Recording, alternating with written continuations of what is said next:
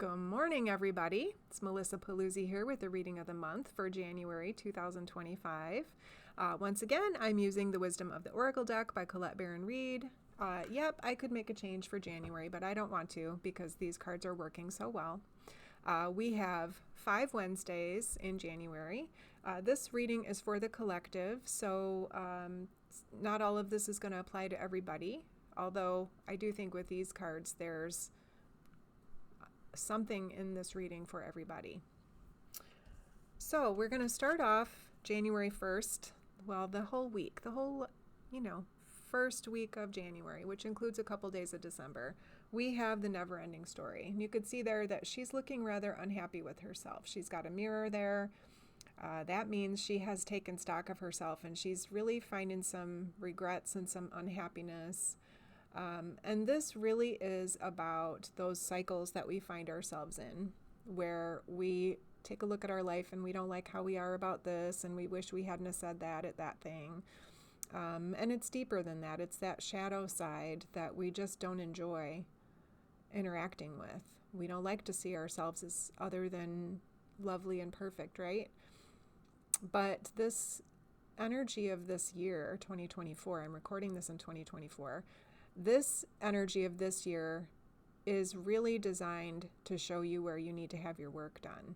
And by work, I mean your shadow work, those aspects of you that are creating separation from source energy.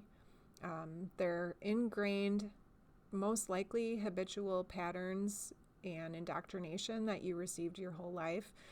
You probably are not even aware of all layers of fear that you have within you that give you such a hard time to make changes here for this. This never-ending story means this is going to loop around until you resolve some of these things, all of these things. And you don't even have to know what they are. You can just kind of scan yourself and find the thing that you feel ick about within yourself, and that's good enough. And what you want to do is expose that to love, right? Consider this to be like the wounded child who is afraid of everything. And what do wounded children do? They don't always behave well when they're in the middle of a situation because they're just not emotionally able to handle something. And we still have those aspects of ourselves in there.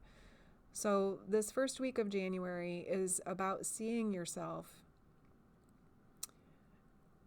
really honestly taking a look at how you participate in life and those interactions you have with other people, and really being honest about your part in situations and your responses. So we're working on this, and it's a good thing. These are going to come up. So please just be kind to yourself, give that aspect of yourself love. If you need help with any of this, hypnotherapy is a great way to process through shadow work. So I would definitely be able to help with that if you get stuck, but you're definitely able to do some of this on your own. All right. All right. Second week of January. Well, we make some headway with some of those things because we get the time to go card. And you can see she's walking off into the distance. She's going to head through that doorway or that gate. She's not there yet, though. She has made the decision that it is time to start walking and start moving. So this is an endings card. We haven't yet started with new beginnings. So there's going to be, I'm not so sure that you're going to feel like that was the right thing for you to do. But when something is over, please let it be over. This could be anything, might not even be your choice. We could equate this to the tower where something happens to you, something like somebody leaves you or you lose your job or something like that, kind of out of your hands, but definitely going to be a blessing. In the other side of it, we have such a hard time seeing the blessings when we're in really difficult feelings or feelings of turmoil. We really just struggle with that most of the time. Just remind you that everything happens for you and not at you or to you. But the decision to make a massive change or letting it end gracefully is the right thing to do. All right? And we do such a good job with that because the next card is New Life. So we've seen this card before in the last couple months. I can't remember exactly when, but It's you're coming fresh out of that, walking out of that time to go. You must have hit the door, because here you are, not quite sure what it is you're getting started on, but this energy brings new ideas in, new opportunities. January, of course, is a great time for new opportunities, but I don't think that this is the time for action just yet, because it's the cards that are coming up here for the last 2 Wednesdays. But tuning in to hear what's next for you. Oh, okay. So we've got this change, and it's almost like don't go on the rebound date, all right? Don't just jump into the next thing because you're unsure what to do. Why don't you have a little time with cracking out of the egg for a little bit, all right? Why don't you shake yourself off and wake yourself up and connect with spirit and see what spirit thinks is a good idea for you to do, instead of you jumping into the next frying pan. Just take a little time, and I'm going to tell you why in a second here.